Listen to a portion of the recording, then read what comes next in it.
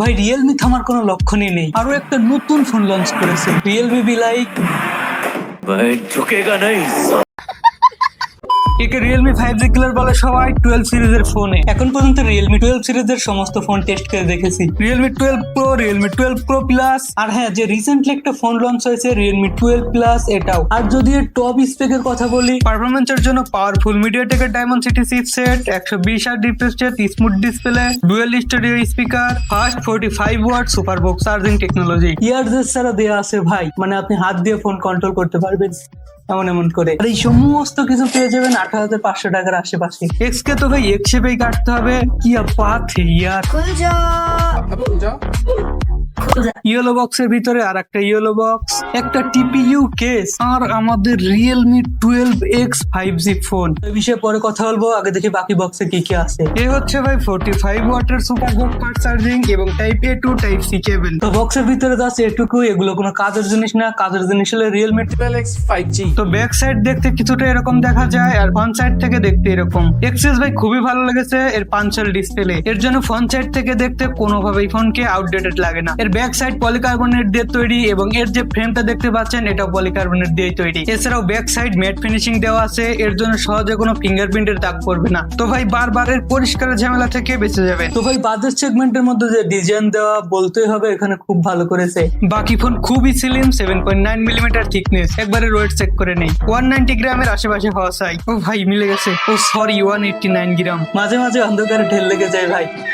ফোনটা অনেক light weight feel হবে, আর যদি এর সাইজের কথা বলেন আপনার কাছে কিছুটা বড় মনে হবে। 6.7 inch full HD plus HDR LCD panel, 120 hertz refresh rate, 240 hertz touch sampling rate, 950 nit peak brightness, সাথে আরো পান্ডা গ্লাসের প্রোটেকশন। ভাই অ্যাক্সিস বলবো ডিসপ্লে দেখতে লুক ওয়াইজ খুবই ভালো লাগে। ইউটিউবে ভিডিও চেক করে নিই একবার, 1440 60 fps এ ভিডিও প্লে করতে পারবেন। এইচডিআর সাপোর্টেড নেই এতে, এন্ড ডিসপ্লে কি বাত হে, নাইস ইয়ার। কালারস খুবই ভালো লেগেছে, যদিও LCD panel but still colours খুবই ভালো লেগেছে। না মানে 17-18 হাজার টাকার মধ্যে যে স্মার্টফোন গুলো পাওয়া যায় ওদের ডিসপ্লে গুলো যদি কম্পেয়ার করে খুবই ভালো এই বাজেট রেঞ্জ অনুসারে। আর এক্সিস ভাই এর যে বেজেলস খুবই মিনিমাল লেগেছে আমার কাছে, হাইডেও কম এবং এর স্ক্রিন টু বডি রেশিও ঠিকই আছে ভাই। আর এর নিচের সাইডে সিন এভারেজের সাইড একটু বেশি। 17-18 হাজার টাকার স্মার্টফোন হিসাবে LCD panel, 120 hertz refresh rate with good display মানতেই হবে। রিফ্রেশ রেটে 3টে অপশন দেওয়া, auto, standard and up to 120 hertz refresh rate. ও ভাই একবারে স্মুথনেস দেখো, এখানে 45 হার্জ থেকে শুরু করে 120 হার্জ পর্যন্ত ব্যবহার করতে পারবেন। তো যেখানে হাই রিফ্রেশ রেট প্রয়োজন সেখানে হাই, এবং যেখানে লো প্রয়োজন সেখানে লো রিফ্রেশ রেট দিবে। আর অ্যাক্সিস এতে ইয়ার জেস্টার দেওয়া আছে ভাই, এটা যদি একবার অন করো ভাই এটি এক সেগমেন্ট ফার্স্ট ফিচার্স এই ফোনে, অন্য কোনো ব্র্যান্ড এ পর্যন্ত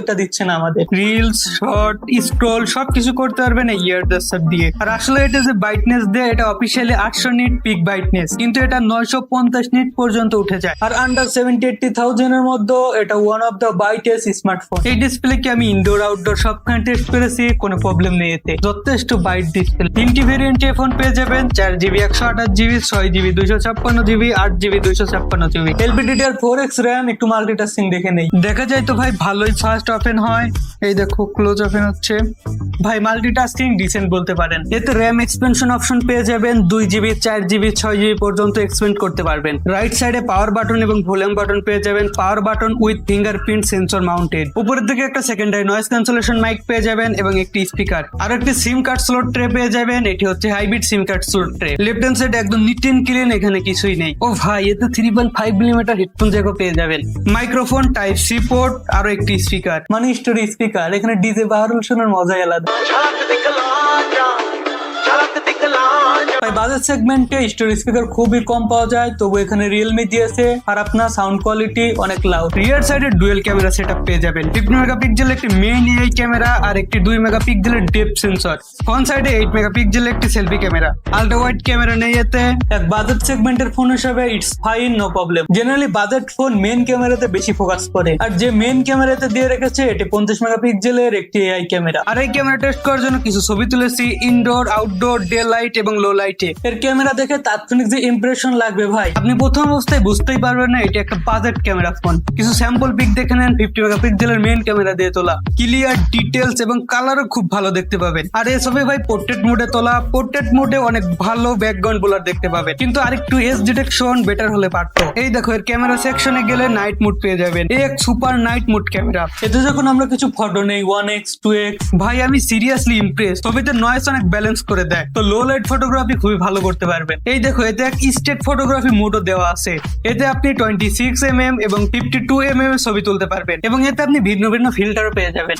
একবারের ফটোস গুলা দেখেন স্টেট মোডে তোলা হয়েছে, আপনার আইডিয়া হয়ে যাবে কি ধরনের ছবি আসে, একটু কালারফুল রেট্রো টাইপ ছবি আসে বলতে পারেন। আর এর যে 8 মেগাপিক্সেলের সেলফি ক্যামেরা, এটা খুব ভালো ছবি আসে বলবো না, ডিসেন্ট বলতে পারেন। নাও টক অ্যাবাউট এর পারফরমেন্স, এই জিনিসটা আপনাকে অনেক বেশি ইমপ্রেস করতে পারে। এতে মিডিয়াটেকের ডায়মন্ডসিটি 6100 প্লাস 5G চিপসেট ব্যবহার করা হয়েছে, এক 6 ন্যানোমিটার চিপসেট। আর এই ফোন যে প্রাইস পয়েন্টে আসছে AnTuTu বেঞ্চমার্ক আপনি নিজেই দেখেন 4,18,000 এর উপরে চলে এসেছে। যে বাইরে জানেন না, এক সলিড AnTuTu স্কোর এই প্রাইস পয়েন্টে, ইভেন আন্ডার 20,000 এর মধ্যেও। টোটাল টেস্ট করে দেখেছি, গ্রাফ একদম গ্রিন, টেম্পারেচার নিয়ে টেনশনের কোনো কারণ নেই, এটা 95% এর আশেপাশে। আই নো আপনারা স্যামসাং গেম প্লের জন্য ওয়েট করতেছেন। প্রথমে গ্রাফিক্স দেখা দেয় একবার। ও ভাই, এতে গেমিং মোড দেওয়া আছে এবং সাথে হাইপার বুস্টও দেওয়া আছে। গ্রাফিক্সে গেলে স্মুথ, ব্যালেন্স, এইচডি, এইচডিআর, এইচডিতে হাই গ্রাফিক্স অপশন পেয়ে যাবেন, আর স্মুথে আলট্রা অপশন পেয়ে যাবেন। তো ভাই গ্রাফিক্সে যদি স্মুথ আলট্রাতে খেলেন তাহলে 30 থেকে 40 FPS ইজিলি পেয়ে যাবেন। সেন্সরিটি টেস্ট করে নিয়ে একবার, জাইরো অপশন দেওয়া আছে এই ফোনে। খারাপ না ভাই, জাইরো খুবই ভালো কাজ করতেছে। গ্রাফিক্স খুব ভালো না, ডিসেন্ট বলতে পারেন, তবে এই প্রাইস পয়েন্ট অনুযায়ী ঠিক আছে। আমি যতটুকু আশা করছিলাম তার থেকে ভালোই গ্রাফিক্স পেয়েছি। বাকি যে ফোন হালকা গরম ফিল হয় খুব একটা বেশি না, কিন্তু যে ভাইজানরা গেমিং করবেন চিন্তার কোনো কারণ নেই, কারণ এতে রিয়েলমি দিয়েছে ভাইপার কুলিং সিস্টেম টেকনোলজি, আর এটা সেগমেন্ট ফাইট ভাই এই প্রাইস পয়েন্টে। দ্বিতীয় কোনো ফোনে এই ধরনের টেকনোলজি দেখবেন না। পারফরমেন্স সেকশনে আমি ইমপ্রেস। এই ফোনে ব্যবহার করছে 5000 mAh এর বিগ ব্যাটারি এবং 45 ওয়াটের সুপার ভোগ ফাস্ট চার্জার, আর এখন 50% চার্জ 30 মিনিটে করে দেয়, টেনশন করার কিছু নাই। আর এতে এক স্মার্ট ব্যাটারি অ্যালগরিদম ব্যবহার করেছে, এটা ব্যাটারি হেলথ অনেক ইমপ্রুভ করবে। বাকি যে features, no NFC, IP rating 45, all 5G band wifi supported এবং একটি গুগল ডায়ালার। এই ফোনে ব্যবহার করছে রিয়েলমি লেটেস্ট UI 5.0 এবং অ্যান্ড্রয়েড আউট অফ বক্স 14। এতে আপনি 2 বছরের মেজর OS আপডেট এবং 3 বছর সিকিউরিটি আপডেট পেয়ে যাবেন, আর কিছু প্রি ইনস্টল অ্যাপস ব্লটার দেখতে পাবেন। স্ন্যাপচ্যাট ইউজ করে কে ভাই? এই ছিল overall complete Realme 12X 5G phone. Price about 18,000 টাকার আশেপাশে। আপনাদের ডিসকাউন্টের জন্য এর থেকে কমও পেতে পারেন। আই থিঙ্ক এটি আমার দেখা solid value for money smartphone under 20,000 A. Overall এই ফোন কাদের জন্য? যাদের বাজেটের মধ্যে একটি 5G স্মার্টফোন প্রয়োজন, ভালো ক্যামেরা, ভালো ডিসপ্লে, ভালো ডিজাইন, ব্যাটারি, সমস্ত কিছু যাদের ভালো চাই, এই ফোনটি তাদের জন্য। অবশ্যই আপনাদের ফোনটি কেমন লেগেছে কমেন্ট বক্সে জানাবেন। আর ভাই আমি জানি না নিচে যে লাইক বাটনটি দেখতেছেন ওটা নীল হয়ে যাওয়া চাই। ভালো থাকবেন, দেখা হবে খুব শীঘ্রই আবার। আল্লাহ হাফেজ।